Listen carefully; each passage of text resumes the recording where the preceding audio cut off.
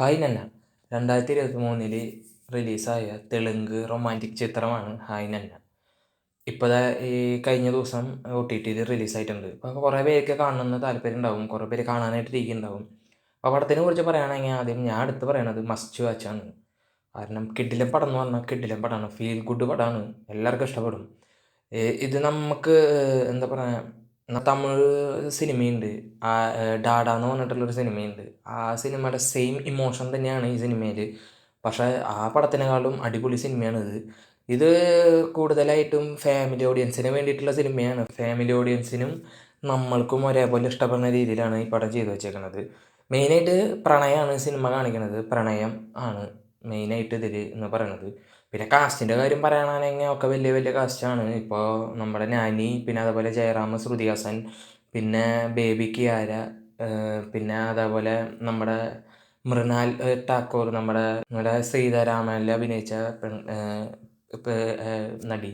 പടത്തിനെ കുറിച്ച് പറയുകയാണെങ്കിൽ പടം 2 മണിക്കൂർ 38 മിനിറ്റ് അങ്ങോട്ട് ഉണ്ട്.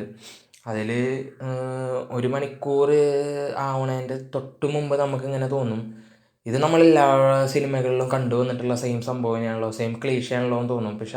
പക്ഷെ അത് കഴിഞ്ഞിട്ട് ഒരു ഇൻ്റർവെല്ലാവണമായിട്ട് ഒരു 10-20 മിനിറ്റ് മുമ്പ് കുറച്ച് സീനുകളുണ്ട് എന്ന് വെച്ച് കഴിഞ്ഞാൽ നമ്മൾക്ക് അതിന് മുമ്പ് കുറച്ച് കാര്യങ്ങളൊക്കെ തോന്നും, ഇതെന്തിങ്ങനെ ഇതെന്താ അങ്ങനെ എന്നൊക്കെ നമുക്ക് തോന്നും ശ്രദ്ധിച്ച് കാണുകയാണെങ്കിൽ. പക്ഷെ അതിനൊക്കെ എന്താ പറയുക, ഒരു കണ്ടിന്യൂഷൻ കൊടുക്കുന്നു എന്ന് വെച്ച് കഴിഞ്ഞാൽ ഈ സീൻ എന്താ ഇങ്ങനെ, ഈ സീൻ എന്താ അങ്ങനെ, അതിനൊക്കെ ഒരു ഇങ്ങനെയാണ് ഇതിൻ്റെ കാരണം, അല്ലെങ്കിൽ ഇങ്ങനെയാണെന്നുള്ള രീതിയിൽ അത് മുഴുവനാവണ രീതിയിലാണ് ഇൻ്റർവെല്ലൊക്കെ അടിപൊളിയാണ്. ഇൻ്റർവെല്ല് കഴിഞ്ഞിട്ട് പിന്നെ പടം കഴിയണ വരെ ഒന്നും പറയണ്ട. സെക്കൻഡ് ഹാഫ് പൊളി എന്ന് പറഞ്ഞാൽ പൊളിയാണ്, ജാതി ഫീലാവും നമുക്ക്.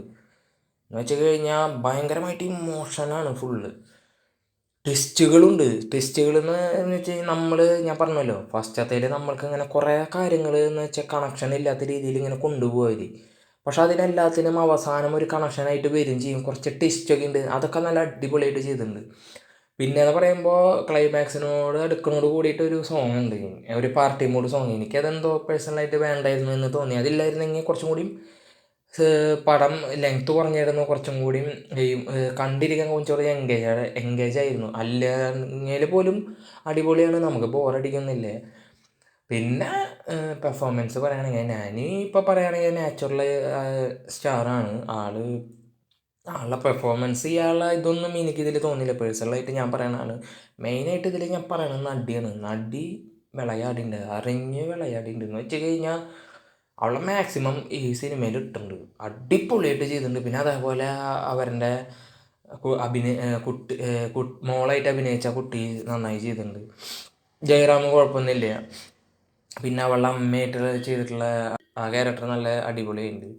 മെയിനായിട്ട് സിനിമയുടെ സ്ക്രിപ്റ്റിലാണ് ഇരിക്കുന്നത്. ഈ സിനിമ സ്ക്രിപ്റ്റിലാണ് ഇരിക്കുന്നത് എന്ന് വെച്ച് കഴിഞ്ഞാൽ ഒരു പാളിച്ച അങ്ങോട്ടും പോയി കഴിഞ്ഞാൽ ഏതെങ്കിലും ഒരു സീൻ പൊട്ടിക്കഴിഞ്ഞാൽ മൊത്തത്തിൽ പൊട്ടിപ്പാളിസാവുന്ന ഒരു സ്ക്രിപ്റ്റാണത്.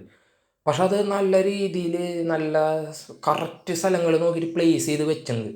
നമുക്ക് ശരിക്കും ടോട്ടലി ഇങ്ങനെ നോക്കുകയാണെങ്കിൽ ചിലപ്പോൾ ചിലർക്ക് ഉൾക്കൊള്ളാൻ പറ്റാത്ത കുറേ കാര്യങ്ങളുണ്ടാവും ഇതിൽ. പക്ഷെ എന്നിരുന്നാലും പോലും അത് ഓക്കെ, നമുക്ക് സെറ്റാണ്, നമുക്ക് പ്രശ്നമില്ല എന്നുള്ള രീതിയിൽ സ്ക്രിപ്റ്റ് റെഡി ആക്കിയിട്ട് ചെയ്തിരിക്കുന്നത്. അത് ഡയറക്ടറിൻ്റെ സ്ക്രിപ്റ്റ് ചെയ്യാനുള്ള ബ്രില്യൻസാണ്, അത് എടുത്ത് പറയണം. പിന്നെ ഡയറക്ടറിൻ്റെ ആദ്യത്തെ സിനിമ കൂടിയാണ്. പക്ഷേ ആദ്യത്തെ സിനിമ തന്നെ അടിപൊളിയുണ്ട്, മസ്റ്റ് വാച്ചാണ്, എല്ലാവർക്കും ഇഷ്ടപ്പെടും, ഫീൽ ഗുഡാണ്. കുറേ ഇമോഷൻ സീൻസ് ഉണ്ട്, ഒന്നും പറയാനില്ല. എനിക്ക് ഭയങ്കരമായിട്ട് ഇഷ്ടപ്പെട്ട സിനിമയാണ്.